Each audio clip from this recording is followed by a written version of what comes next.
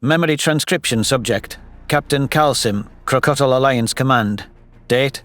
Standardized human time, October 17th, 2136. Renewed energy surged through my veins as the fleet coasted within striking distance of the human armada. This was the most important skirmish of our lives. The Terran forces were a ragtag bunch, consisting of a primary cluster of recycled Venlil vessels, a few of their own slow behemoths, and a handful that looked too small to host a proper crew. Our homogeneous warships had the advantage of both conformity and technology. Scans of Earth offered some interesting insights as we registered several million life signatures in underground structures. I conferred on this data with the fleet, and we agreed to nail those havens first. Human bunkers were not designed to withstand direct antimatter blasts. Once their key hideouts were demolished, major population centers were the second priority. Orion advance, radio plasma guns on the Terran formation, I chirped into the comms. Follow this 5 seconds later with a generous donation of missiles. Everyone will fire on my mark. The radio crackled to life with a reply. How certain are we that we can defeat these predators? It's a simple math equation. We all act together, and we have more guns than they have ships. The Terrans held their position as we coordinated our target locks. Jarla aimed our railgun at a gargantuan warship, which already registered 5 others pinpointing it. Overkill wasn't the worst idea to ensure that the largest enemies didn't survive.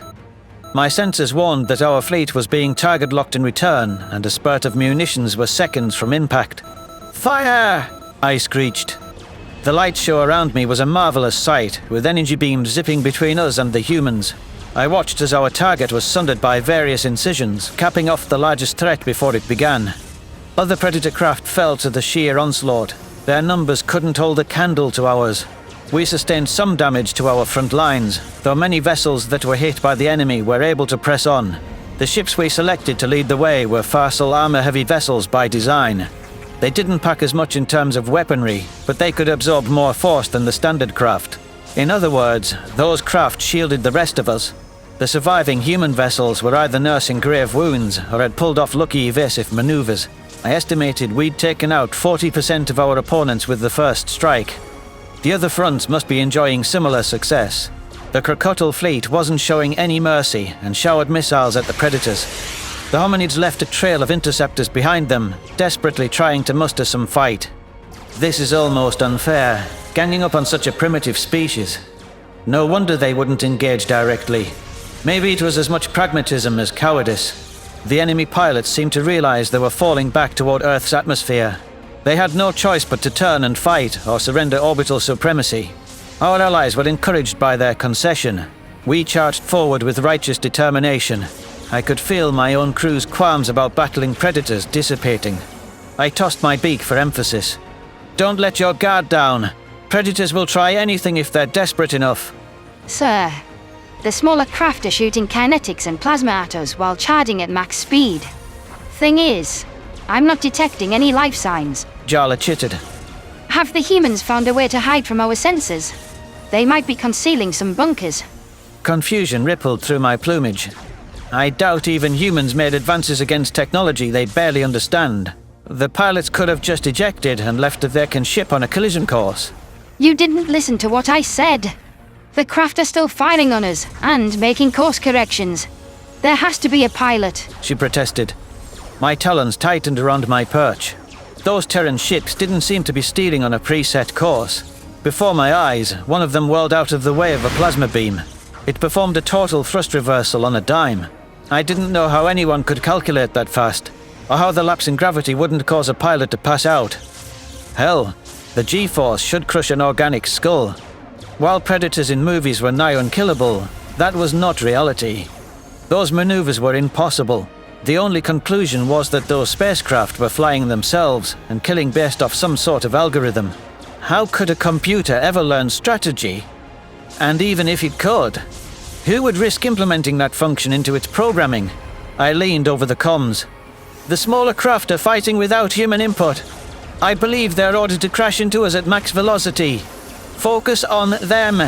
Hundreds of railguns pivoted toward the threat, and a slew of missiles greeted the pilotless craft as well. If our readings were correct, these robots seemed reliant on nuclear power. The plasma jets they unleashed at close range were tied to those systems.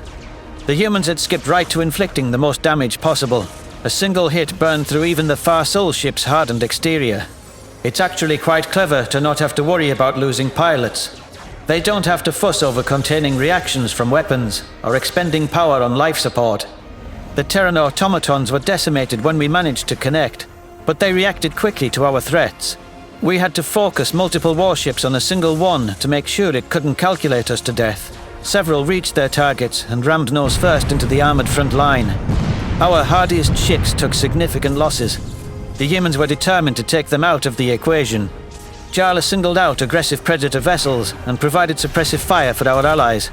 We advanced deeper into their territory, knowing human fervor would render them reckless. Their crater-pocked moon passed alongside us, a landmark of our goal. Defense satellites minced us with lasers and gunfire, but they were idle targets to be taken out. The Predators were retreating in gradual increments, and their scattered formation was on the brink of collapse. These stalling attempts, inventive or not, were futile. In a few thousand kilometers, we could commence the orbital bombardment. Sir, the humans are broadcasting a message fleet-wide.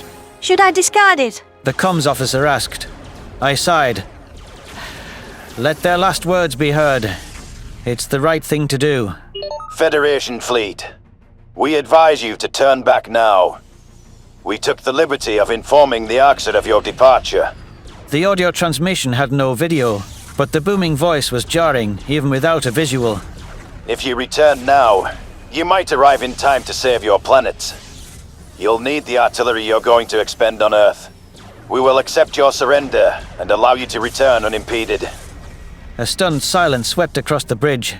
Every crew member was undoubtedly recalling their home and the people we left behind. Nishtal was our birth planet, a marshy paradise with floating cities and breathtaking algae blooms. It didn't surprise me that the humans would guarantee it fell alongside Earth. That was predatory spite. But the thought of returning to Nishtal to see every stilt tower and ceremonial nest obliterated cracked a small part of me. That wasn't even considering how the Arxer would ravage our population. What egotistic predator didn't take prizes of its hunts, after all? Friendly radio chatter cropped up again. The Arxer are coming for us. I'm sorry for listening to one of those fiends, but we have to save our homes. She's right. Another captain agreed. Shouldn't we at least send a part of the fleet back? We never should have left Nishtal unguarded.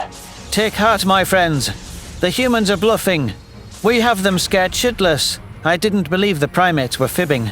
But this mission had to be finished. Whatever the cost. Do you think it's possible to talk to the Arxer? The Predators want to manipulate our empathy and use it against us. The last part was true, though I found it improbable they'd stake that wager on a falsehood.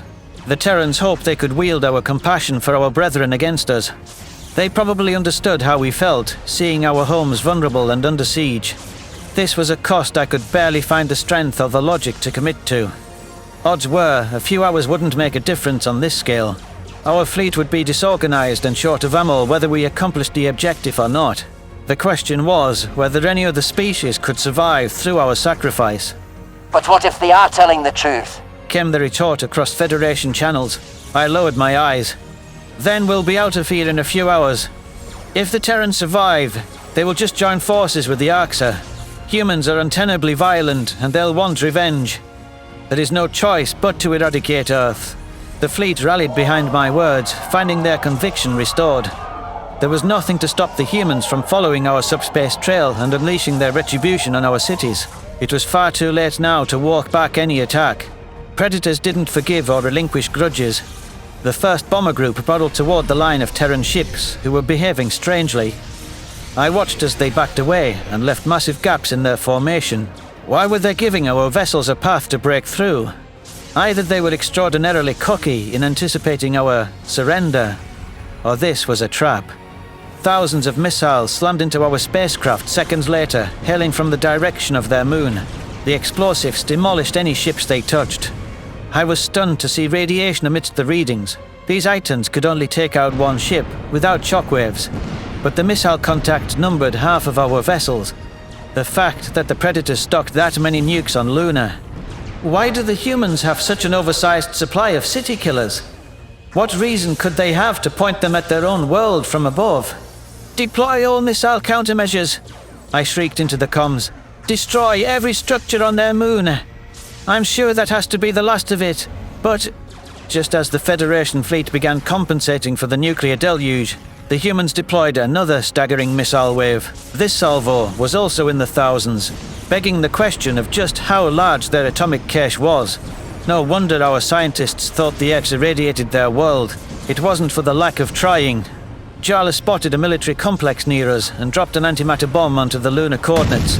As much as I hated to waste extermination supplies, I didn't question the necessity of stopping the nuclear assault. Every bomber who forged ahead was getting buried in radioactive warheads. There were only so many explosives we could shrug off at once. The Terran defenders camped by the orbital threshold, hurling plasma at anything that moved.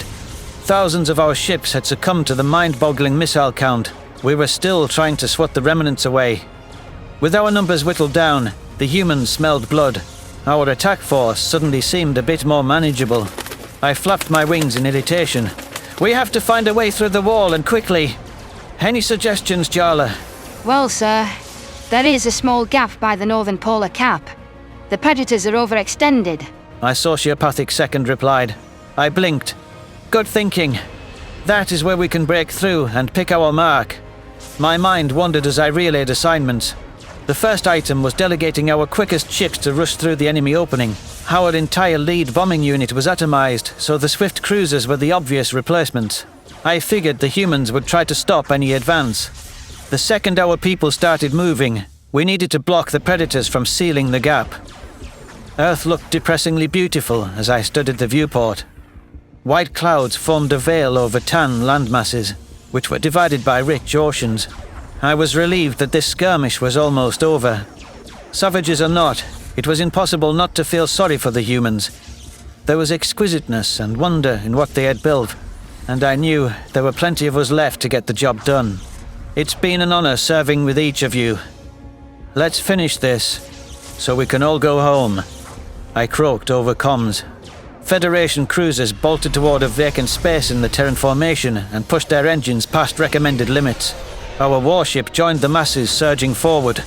The walls rattled as we careened into position. The non-essential ships formed a metal shield between the cruisers and the humans gunning to intercept them. An angular Terran behemoth sauntered toward us, not even slowing down as we hovered in its path. My nav officer took evasive maneuvers and ducked their uncontrolled plasma and missiles. The humans weren't even taking the time to aim.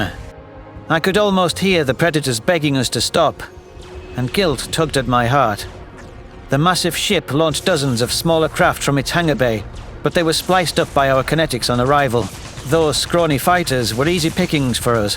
The spacecraft carrier found itself target-locked by a murderous Jarla. The female Crocodile showed no emotion as she directed a missile through a hangar, circumventing its armor. Yes! She leapt up with enthusiasm as the Predator ship erupted into pieces. It's funny, isn't it? We're blocking them from getting to the real target, and these humans are forced to watch. An appropriate somberness overtook the bridge as the rest of us processed her words. There was nothing amusing about what we were slated to witness. It was difficult to remember that it was just business. 15 Federation cruisers slipped past the humans with the timely help of the Allied fleet. They crossed the final kilometers to orbital range and scoped out the exposed planet below. I watched as the Predators flung everything they had at the attackers, knowing full well they were out of reach. Time seemed to freeze around us. This was a moment that would reside in my nightmares. The payload struck home after a painstaking eternity. Bright flashes dotted Earth's continents, and the antimatter purification wiped away our first human targets.